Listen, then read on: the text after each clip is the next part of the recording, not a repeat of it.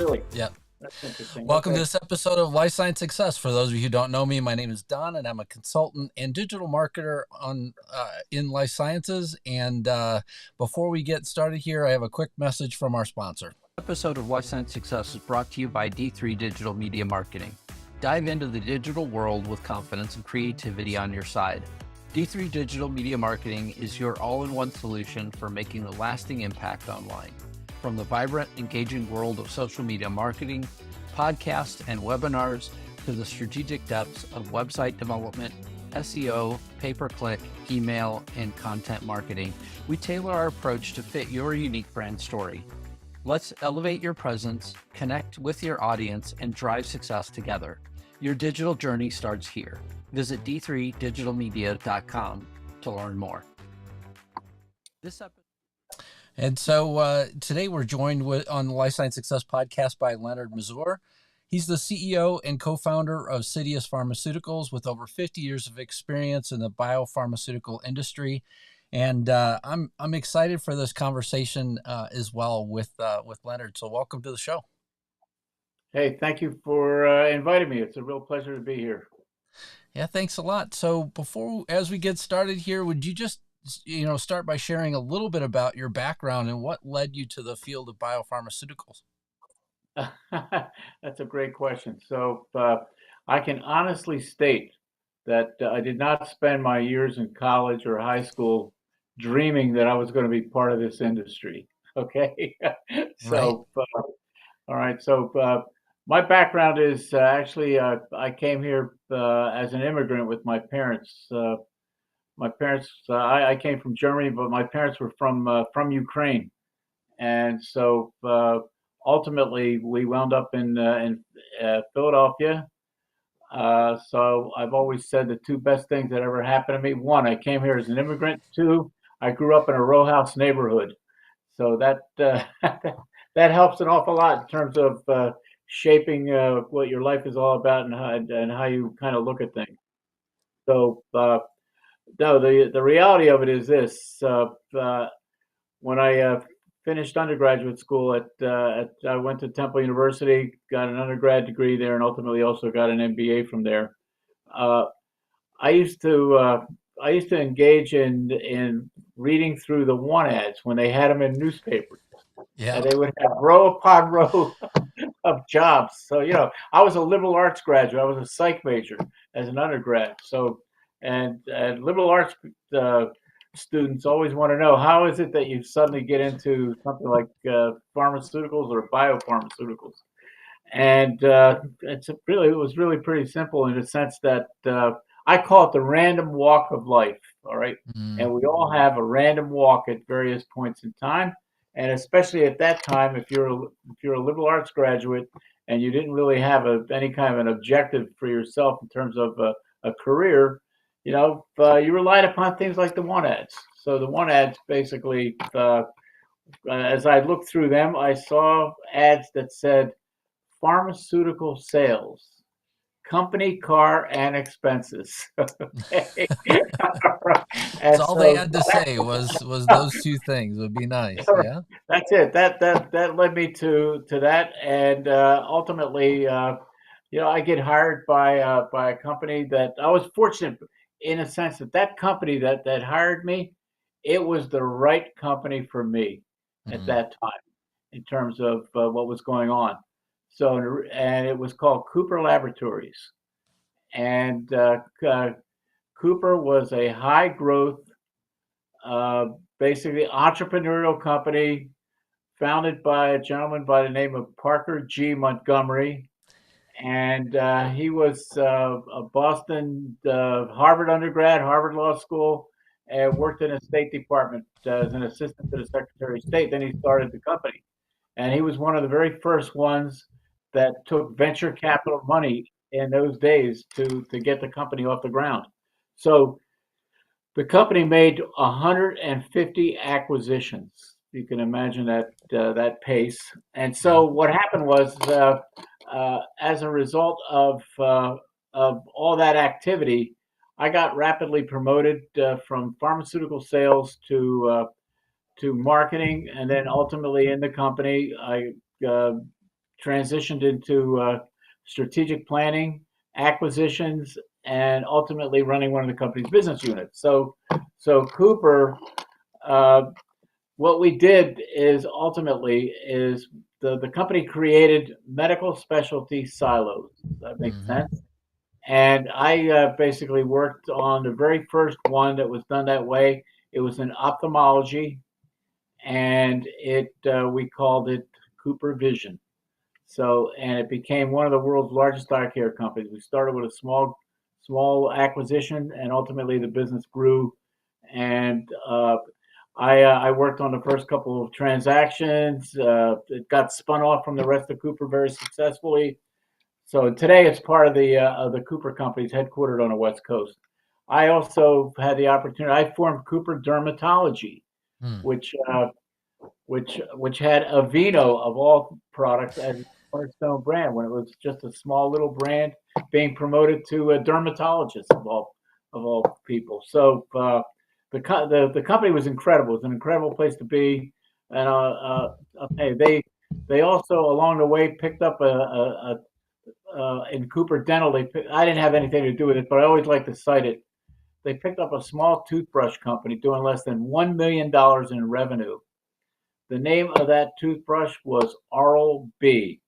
Became the world's largest selling toothbrush. So that's to give you an idea. So that's how I ultimately, and what it is. Once I got into the industry, even in pharmaceutical sales, I loved the industry. I liked everything about it. I read everything I could about it, and it was, it's a great industry to be in. So for lots of different reasons for different people, but I enjoyed it wholeheartedly, and I think that again, you've got to have a passion and you've got to have a desire for what you're doing, and you've got to feel it. So, and that's been something that I've always had inside of me. Yeah, I mean, the one reason why I like asking this question is that I don't feel like this industry is very welcoming to somebody that doesn't have experience, right? So whenever you're brand new and you want to Right? get into this industry, the first sort of question is, what experience do you have, and what knowledge do you already have before you're, running in the door. And I feel like, these stories are relatively common, right? Where there's somebody that just seems to find their way, but at the same time it's always interesting to hear. And certainly, I mean, with your history with Cooper Vision, I mean, you had to have hit many different milestones in your career. It'd be interesting to hear, like, out of your 50 plus years, what are the most significant milestones that you feel like you've hit in your career, and how they helped you along to get to where you are today. Yeah, I think being part of Cooper was a real important milestone, and um, I look back on it, and there were a couple different milestones along the way when I was at the company.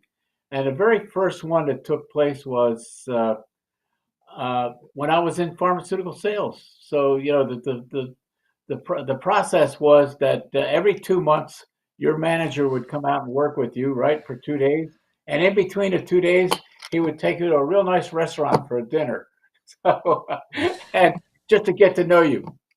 And Nice. so I was probably in the field for about 6 months when he turned to me and he goes, "Have you given any thought to your career and what it is you'd like to be doing?" And I said, as a matter of fact, I have given it a lot of thought. First thing I want to tell you is I don't want your job. I don't mean you as your job, but I don't want to be in sales management. I'd rather Mm, be in marketing. And I think that's where I can use my talents the best. So, and that got me into a marketing position because marketing positions, transitioning from sales to marketing is really, really hard. mm, It wasn't easy then, and it's not easy today. It's the same story. So, but I made a point of it. It got recognized. He ran it up the ladder somewhere, and then at one point, the way the company worked it is they gave me they gave me a special assignment project, which I executed on, and then they invited me back to when they had an opening for a market research analyst, mm. and that's how I managed to break into that. So that was a key milestone in terms of all of a sudden making that known. And again, my advice to anybody starting out, or even if they're not starting out, they should really try to identify where it is that they want to go to. Yeah. What's that journey that you want to take? So to me, that was important. That was really, really important, an important milestone. So, and I had others along the way. Believe me, we all have them. So, Yeah, I saw a great sort of message today on LinkedIn. Somebody was talking about, how much they learned not only from their successes but also from their failures overall, and that that they really have used those to catapult their career forward, right? And in some people's cases, maybe they're more subtle, maybe they're things that aren't as obvious, but this whole idea of like it's going from pharmaceutical sales where you were to now CEO and actually, co-founder of Citius Pharmaceuticals couldn't have been an easy journey for you. How did that transition come about, and what sort of made you, what made you want to start Citius Pharmaceuticals? well, it's like this. I should go back and before that happened, uh, I became an entrepreneur at the age of 50, which is the worst possible age to do this. I can state that clearly because I had this itch. I always call it the entrepreneurial itch, and I had to scratch it. And so that desire was in me, and probably the reason for it was because the companies where I worked, the most of them. So Cooper Labs, run by Parker Montgomery, entrepreneur. The After that, I went to BASF. I didn't have that. That was a bureaucratic experience. That taught me a lot there about what I didn't want after a while. So, Right. and then I was at ICN Pharmaceuticals, run by Milan Panish, founder entrepreneur. Ultimately, I joined Medicis Pharmaceuticals, dermatological company, run totally, completely by an entrepreneur. So I had these various entrepreneurs to compare to, and sometimes I would sit there and think, I think I can do better than they're doing. So that kind of led me to that, but it was difficult. Starting out Hmm. was extremely, extremely difficult, if not almost impossible. Uh, I had to. I formed a dermatological company with nothing. I had nothing. I had no drugs. I had nothing. Zero. It was just me. And so so when you start like that, you realize something. Number one, you're the only one in this, and you're the only one that cares. Yep. Nobody's going to care whether you fail or succeed. Nobody. Okay. So you got to bring it about yourself. And that's difficult. That's a very difficult proposition to do. I had no venture capital backing. I had none of that. So in a different kind of a place as an entrepreneur because of that start. That, and I remember I had some of these I had some of these sayings I used to say to myself, like, number one, failure is not an option. Okay. Number two, if if uh, if you're not taking a risk, then you're taking up too much space. All right. Hmm. So Yeah. Yep. so you have I but ultimately, due to relationships that I had developed along the way, it helped me get my very first company off the ground. Ultimately, I got funding for it. Ultimately, I got products in. I created products. I did an acquisition that ultimately got me really going, and then so that really enabled me. But I can tell you this: I would bring papers for my wife to sign at home, signing over the house, and I did that several times. So risk taking is an important part of being an entrepreneur. And I kind of look at the world this way: there are risk takers and there are risk averters. I was in the risk taking category, Yeah. and I recognize that about myself. And I also know that that's not for everybody. It's not for everybody. That category is probably a rare category for the most part. especially at the age of 50. Yeah, yeah. Like him or not, I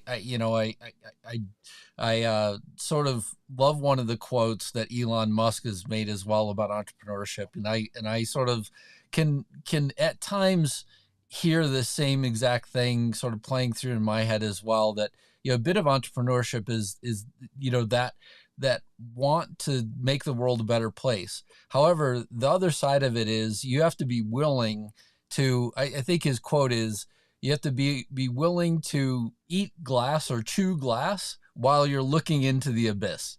And Yeah. at times I could hear that in your story. I mean, if you're looking at signing over your house, this idea of it's ultimate risk taking, for sure was at play, in your life.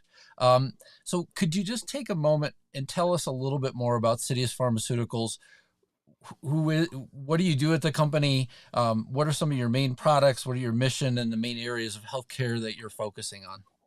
Sure. So basically, our company, Citius Pharmaceuticals, it's actually 10 years old. We got started in 2014. Uh, Myself and Myron Halubiak, who used to be the president of Roche Labs here in the U.S. I'd known Myron for decades. He and I met actually when we were both started out in pharmaceutical sales. He was in Pittsburgh. I was in Philadelphia. We both got. I didn't know him. We both got promoted just about the same time into marketing research, and we wound up at an IMS training seminar. And I remember looking down, seeing the list of the participants, and I saw his name, and I said to myself, he's got to be of Ukrainian descent. And it turned out that he was. And so there were a lot of coincidences there. And we struck up a friendship and stayed in touch with each other over the years. And so we always wanted to do something together. So we get together. We decide that we're going to start the company with finding a product that we could develop. Now, up until that point in time, my experience in being an entrepreneur was completely 100% in revenue-driven products, drugs. So I acquired them, repurposed them, sold them, bought them back again. I mean, all kinds of transactions. And all of a sudden now, what we decided to really start the company on was a drug that was under development, and and this drug was invented by the chief of infectious disease at MD Anderson, Okay. and it was an antibiotic lock solution for salvaging or sterilizing infected central venous catheters. So we took a good look at that. We personally funded ourselves the phase 2B work, put the money up, and I should highlight this for you. What separates us from every other entrepreneur in this business is the fact that we have our own money in the company. So I've invested personally $22.5 million, and Myron has invested $4 million. It's a lot of money to put at risk. And we've gone side by side with investors as they've come in. So we licensed this drug, which was an antibiotic lock solution containing minocycline, sodium EDTA, and alcohol. And what it is long-term central venous catheters get implanted, and mostly in a lot of cancer patients, and they're a lifeline. They're a lifeline for them because they can carry chemo, nutrients, therapeutics, everything. But a certain percentage of those catheters can get infected, and when they get infected, that is a serious issue. So what Dr. Rad wanted to achieve with the drug that he invented is he had to invent something and make it so that it would not compromise the integrity of the regular IV treatment. So this solution had to be able to go in there, do its job, and leave plenty of time for the IV treatment to be active. So So what he invented and came up with was something that Minilock is a product that a nurse can inject into the catheter, uh, lock it hemodynamically, so it only stays in the catheter and the line. And for those of the people on the line that don't know this, but those catheter lines, they're implanted surgically, usually by the collarbone subclavically, and they get threaded to the superior vena cava of the heart. And that's how everything gets delivered. So if they get infected, today the only standard of care is that they're surgically removed and put into another site where it's a very painful, two separate surgical procedures. The use of that, putting that second site in, can be very painful for the patients, and it's something that no one likes. But there's no other option. So with the solution that Dr. Rad came up with, we can that solution stays in the catheter in the line for 2 hours. At the end of 2 hours, the nurse comes in, aspirates out the contents, flushes the line, and the treatment resumes for 22 hours. You put the solution in for 5 to 7 days in a row, and at the end of that time frame, the line is completely sterilized and free of everything, including biofilm, which is bacterial slime that forms on the inner walls of the catheter. So that's our that became our first drug. And what we did ultimately is we merged the company in with a public company called Citius, and we picked up one drug in that that they had. They had a hemorrhoid drug that we kept. And just very quickly, that hemorrhoid drug was there because there was an opportunity in the market. Believe it or not, in the 21st century, there isn't a single FDA-approved hemorrhoid drug on the market. So, but you have the over-the-counter market that has preparation rates and all that. But they're only good for grade 1 hemorrhoids. They're not good for grades 2, 3, and 4, the more serious types of hemorrhoids. So we thought we could work with that, but not take it to the market, but ultimately monetize it for our shareholders by taking it up to a certain point and then out licensing it or divesting it to a larger partner. So that was our second drug, and then we have a third drug that we acquired actually that had some history to it, and it was for a very rare cancer called cutaneous T-cell lymphoma. It only affects 3,000 people. We acquired this. It's a drug that Eisai Pharmaceuticals had approved, had it on the market. There's the story behind it is it went like this very quickly. This drug was originally developed by Ligand. Ligand ultimately divested it to Eisai. Eisai got it approved. It was approved with a condition that they reformulate the drug at some point. The FDA wanted them to remove unfolded proteins. So, and then Eisai had this on the market for 3 years. They were, I guess they got pressure to do the formulation. They had a shutdown of a manufacturing facility. They decided to pull the drug off the market while they did the reformulation work. They did that. They went back to the FDA after they completed it. The FDA said to them, sorry, you have a new drug here. You got to redo a phase 3 with everything that goes with it. So Eisai went ahead and started doing all that work. That was 2014, just to give you an idea of the timeline. So, and ultimately, they out-licensed it also to Dr. Reddy's of India. Dr. Reddy's was expanding their business here in the U.S. on the branded side. They were active in that world for a couple of years. Then they decided they're getting out of that world. Wow. So there was a divestiture program, and we got contacted by an investment bank, and we put the funds up for that. And that the reason we did is because they were finally on their very last patient, and so as a result, we were able to file a BLA in September of 22.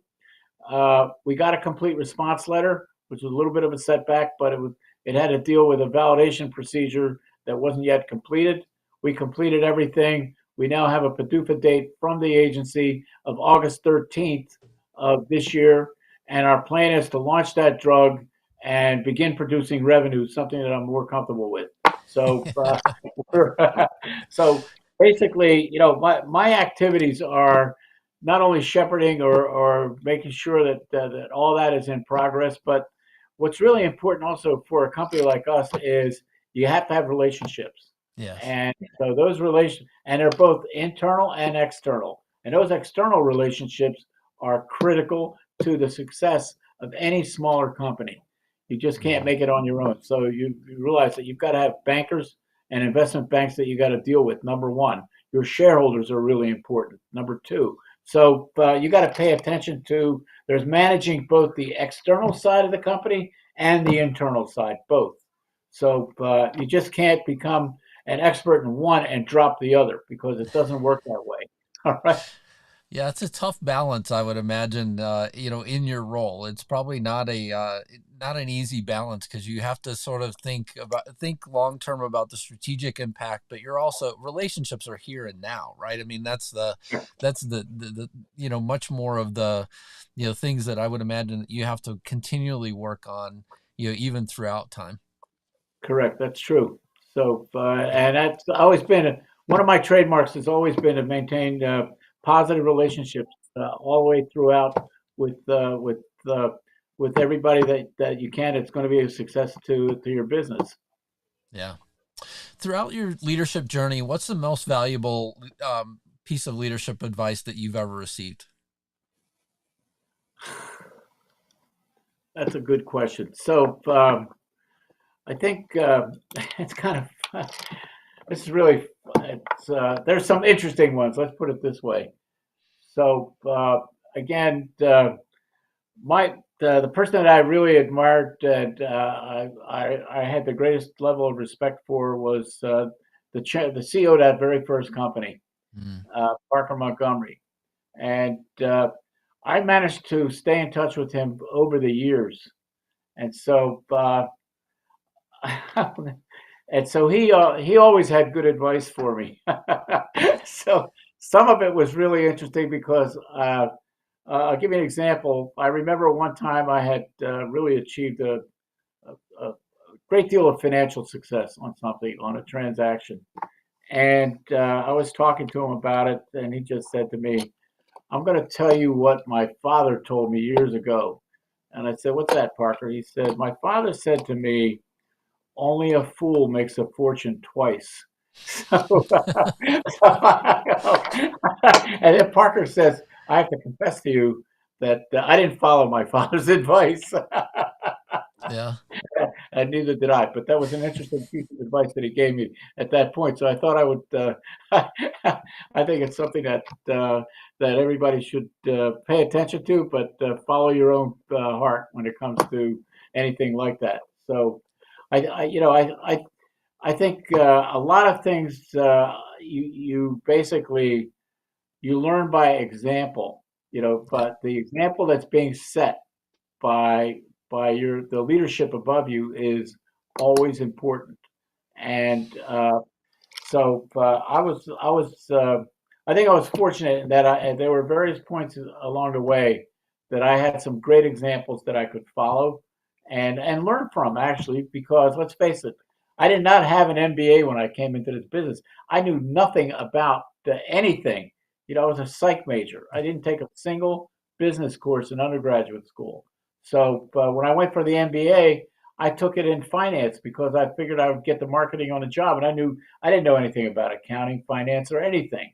So, and that also, again, I had to learn from others along the way.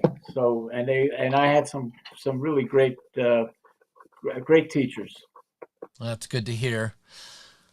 What inspires you? I think I think I have a drive for success that's probably sometimes it may be excessive, but that's what inspires. I want to make sure that we succeed. That what we have basically is something that the number one that the patients will benefit from because that does inspire me. What inspires me is that that's the one thing about this industry.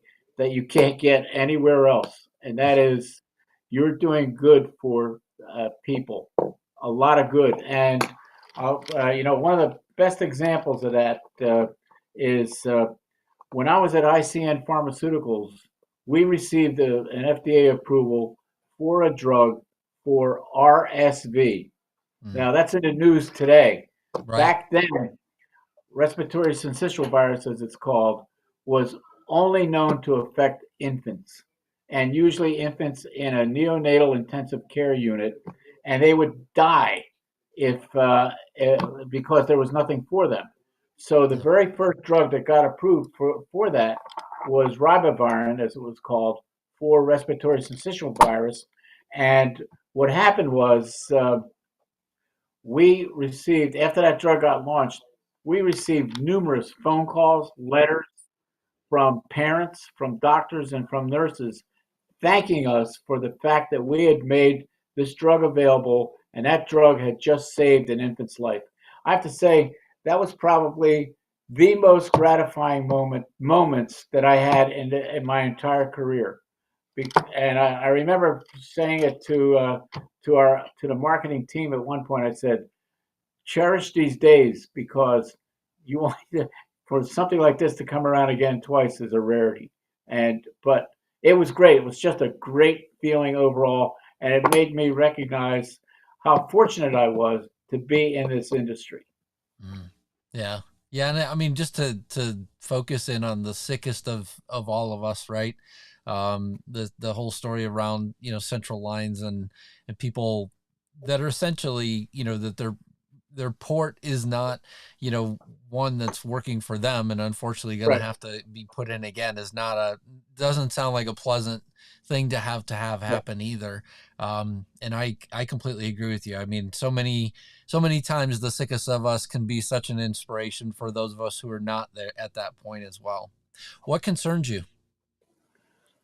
Uh, I think you always worry about the environment in terms of not. I don't mean actually the physical environment that everybody's concerned about, but it's the environment that you're operating in. So from a business perspective, it bothers me when I see that the pharmaceutical industry gets criticized, Mm, and I think it's not fair. I don't think it's the right thing. I think this industry has single-handedly extended people's lifespans over the decades. We're all living longer because of the fact that we have a plethora of drugs that will save our lives, extend our lives, reduce high blood pressure, all kinds of things. So, and yet it doesn't get the recognition that it should. And the fact of the matter is that we are the drug developer for the world, and we should accept that as a fact. It's if we bring in socialized medicine into the United States at some point, I'm afraid drug discovery will disappear. yeah, I wouldn't doubt that, right? I mean, I would wholeheartedly agree with that. And I also think that the complexities in our supply chain oftentimes are not clearly understood by everybody that's involved either. And our supply chain has been made purposely more complex and I feel like everybody, just to take an aside here for a second, I feel like everybody along the way sort of wants a dollar in their pocket for a pharmaceutical. And then the minute that everything, sort of blows up and everybody wants to criticize the pharmaceutical industry, those same individuals are standing there, even though they're putting dollars in their pocket, are standing there criticizing. And I don't think that's fair. Look, I work in this industry. I'm, wholeheartedly somebody who feels a bit passionate about the criticism that we continually take as well. And I don't think it's all, I think if you saw everybody that got a dollar along the way from a lobbyist or whatever, and then those same individuals are sitting there criticizing pharmaceuticals, I don't think that's exactly I don't think that's exactly Right. fair. Correct. What excites you? uh, that's lots of different things. All right, but again, I think again, success excites me. All right, Yeah, for sure. that more than anything else, probably not more than anything else, but I think look, there's the personal side of life which there are lots of factors in there that excite me in terms of children, grandchildren, and so forth, my wife, etc. So the family is really important to me. So, but I think I, I think I'm probably different than I was way back early in my career when I would work 100 hours a week, and I realized that my family made a sacrifice in that process. Yeah. Yeah, I can completely sympathize with that as well. Well, Leonard Mazur, thank you so much for being on the Life Science Success Podcast. Thank you for telling us about your products and your company.